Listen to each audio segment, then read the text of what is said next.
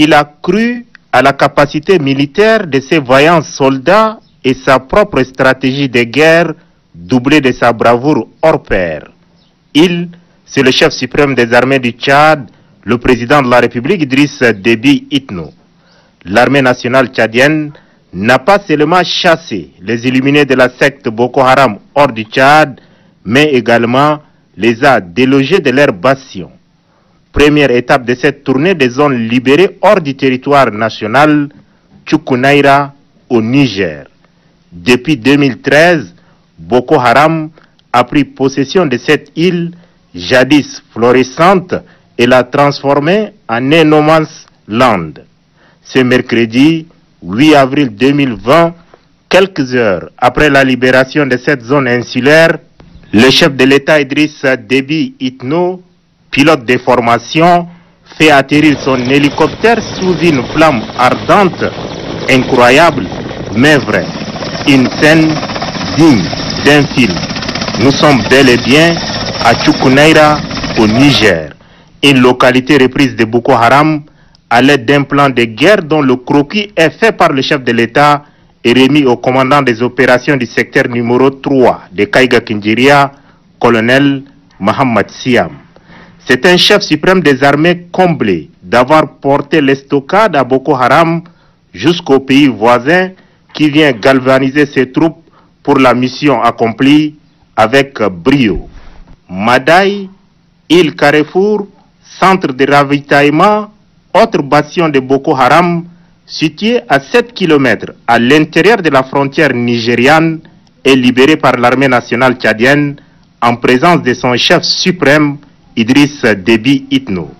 Madaï se trouve à 37 km de la frontière nigérienne, dont la ville la plus proche est Méri-Méri, 49 km de la frontière camerounaise et 20 km de Baga, poste avancé de l'armée nigériane. Là, aucune armée nationale ou étrangère n'a posé les pieds dans ces confins du lac Tchad depuis 2010. La réplique foudroyante des forces de défense et de sécurité sous le commandement de son chef suprême, Idriss Déby Itno, a permis de s'emparer de ces points stratégiques après 3 heures de combat où les soldats de la paix et de la liberté partis du Tchad n'ont reculé devant les ouailles de Boko Haram. Idriss Déby Itno est le premier président africain et voisin du Nigeria à poser les pieds sur cette île où même l'armée nigériane n'a pas daigné affronter Boko Haram. Aux hommes du colonel Mohamed Dadi Kébir, commandant du secteur numéro 2 de la force mixte multinationale, le chef suprême des armées, Idriss Déby Itno, leur a dit toute son admiration pour la prouesse militaire. Nos hauts faits d'armes aux confins du lac Tchad resteront mémorables et feront la fierté des générations futures. Je suis fier de vous, officiers, sous-officiers et hommes de troupes. Je n'oublie pas non plus nos martyrs ainsi que nos veuves et orphelins, a dit le chef suprême des armées, pour couper l'herbe sous les pieds des djihadistes et les empêcher de revenir réoccuper les terrains nigériens et nigérians libérés par l'armée nationale tchadienne. Le chef de l'État Idriss Déby Itno a décidé de dépêcher ce 9 avril son ministre délégué à la défense nationale, général Mohamed Abbali Salah, à Abuja et Niamey auprès de ses homologues.